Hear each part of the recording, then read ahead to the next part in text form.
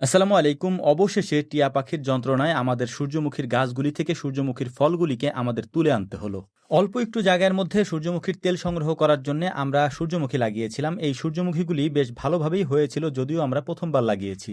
ফলন ভালো হওয়ার পরেও সমস্যা যেটা হয়েছে সেটা হলো এখানে যে সূর্যমুখীর ফলগুলি রয়েছে, এই ফলগুলিকে বেশ কয়েকদিন ধরে যখন পাকা শুরু হয়েছে তখন থেকে নিয়ে শুরু করে টিয়া পাখিতে এসে এগুলিকে খেয়ে ফেলতেছে। এমনভাবে খেয়েছে যেটা আসলে আপনাদেরকে না দেখালে আপনারা বুঝতে পারবেন না। স্বাভাবিকভাবে ফল পাকানোর জন্য বেশ কয়েকদিন পর্যন্ত এই ফলগুলিকে জমিতেই রেখে দিতে হয় যাতে ভালো করে শুকিয়ে যায়, কিন্তু আমাদের আর সেই সুযোগটা হচ্ছে না, কারণ এরই মধ্যে বন্য টিয়া পাখি ঝাঁক ধরে এসে সূর্যমুখীর এই ফলগুলিকে খেয়ে ফেলতেছে। আপনারা দেখতেই পাচ্ছেন যে প্রত্যেকটা ফল থেকেই অর্ধেক বা কোনোটার পুরোপুরি এরকম করে সূর্যমুখীর ফলগুলি টিয়া পাখিতে খেয়ে ফেলেছে। এই জন্যই মূলত আমরা একটু রাগ করেই বলা যায় কি যে আমরা এই সূর্যমুখীর সমস্ত ফলগুলিকে কেটে ফেলেছি। এর কারণ হচ্ছে যে যদি আমরা এখন না কাটি তাহলে হয়তো বা বাকি আগামী কয়েকদিনের মধ্যে আমরা এই ফলগুলিকে আর নিয়ে যেতে পারবো না এখান থেকে। একেবারে সমস্তটাই এই জমিতে আমাদেরকে রেখে দিতে হবে, শুধু গাছগুলি থাকবে, ফলগুলি আমাদের আর নেওয়া হবে না। তো যাই হোক, সবাইকে নিয়ে এসে তারপর আমরা সূর্যমুখীগুলিকে এখান থেকে কেটে ফেলেছি এবং একত্রিত করে বস্তার মধ্যে ভরে আমরা এখন এগুলিকে বাড়িতে নিয়ে যাব। বাড়িতে নেওয়ার পরে কড়া রোদে 2-3 দিন পর্যন্ত এগুলিকে শুকাতে হবে, যেহেতু হালকা একটু কাঁচা কাঁচা রয়েছে।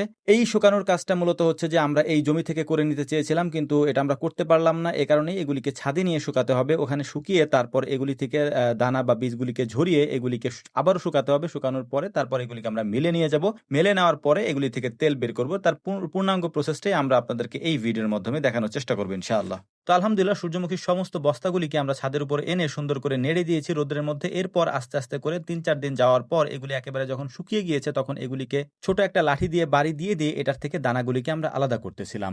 এই কাজগুলি অনেক সময় সাপেক্ষের ব্যাপার, আর যেহেতু আমরা প্রথমবারের মতো এটা চাষ করেছিলাম তাই আমাদের জন্য একটু কঠিনই হয়ে গিয়েছিল, কারণ এর প্রসেসটা আমাদের জানা ছিল না। আমরা জেনে তারপর এই কাজগুলি করার চেষ্টা করছিলাম। তো আলহামদুলিল্লাহ, সমস্তটা আমরা করে ফেলেছি।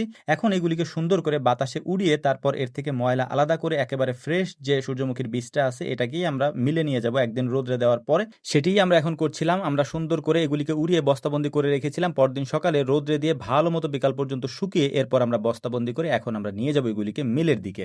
যে পরিমাণ সূর্যমুখীর বীজ আমাদের পাওয়ার কথা ছিল তার 3 ভাগের 1 ভাগ আমরা পেয়েছি, বাকিটা টিয়া পাখিতে খেয়ে ফেলেছে। সেখান থেকেও মাত্র 15 কেজির মতো আমরা নিয়ে এসেছি। এই 15 কেজি থেকে কতটুকু তেল হয় সেটাই দেখার জন্য। এখন যেটা তেঁতুল কাঠের ঘানিতে ভাঙতে দেখছেন এটা হচ্ছে সরিষার তেল। এই সরিষার তেলটাই অনলাইনে আমরা আপনাদেরকে দিয়ে থাকি। এটার এত পরিমাণে ঝাঁজ, এই তেঁতুল কাঠের যে ঘানিটা রয়েছে এই ঘানির কাছে যাওয়াই যায় না ঝাঁজের কারণে। তারপরে এখানে আমাদের হলুদ এবং মরিচ এগুলি ভাঙানোর কাজ চলছিল। এই মিলটাতেই মূলত আমরা সবকিছু ভাঙাই এবং একেবারে পিওরটাই এখানে আমরা তৈরি করার চেষ্টা করি। আলহামদুলিল্লাহ, একেবারে পিওর। যারা খেয়েছেন তারা অবশ্যই এই সম্পর্কে জানেন যে আমাদের হলুদ, মরিচ এবং সরিষার তেল যেটা আমরা তৈরি করি এবং অনলাইনে যেটা বিক্রি করি এটার গুণগত মান কতটা ভালো আলহামদুলিল্লাহ। তো যাই হোক, আপনাদের কারো যদি এগুলি লাগে তাহলে আমাদের এই ভিডিও সহ সমস্ত ভিডিওর কমেন্ট বক্সে আমাদের নাম্বার দেওয়া রয়েছে, যোগাযোগের জন্য ফোন নাম্বার আছে এবং হোয়াটসঅ্যাপ নাম্বারও আছে। যোগাযোগ করতে পারবেন ইনশাআল্লাহ, যোগাযোগ করে অর্ডারও করতে পারবেন ইনশাআল্লাহ। তো যাই হোক, আলহামদুলিল্লাহ, কথা বলার মাঝেই আমাদের যে সূর্যমুখীর বীজটা আমরা নিয়ে এসেছিলাম এটা থেকে তেল তৈরি করা হয়ে গিয়েছে। আমরা পিওর তেল পেয়েছি 5 কেজির মতো 15 কেজি সূর্যমুখীর বীজ থেকে।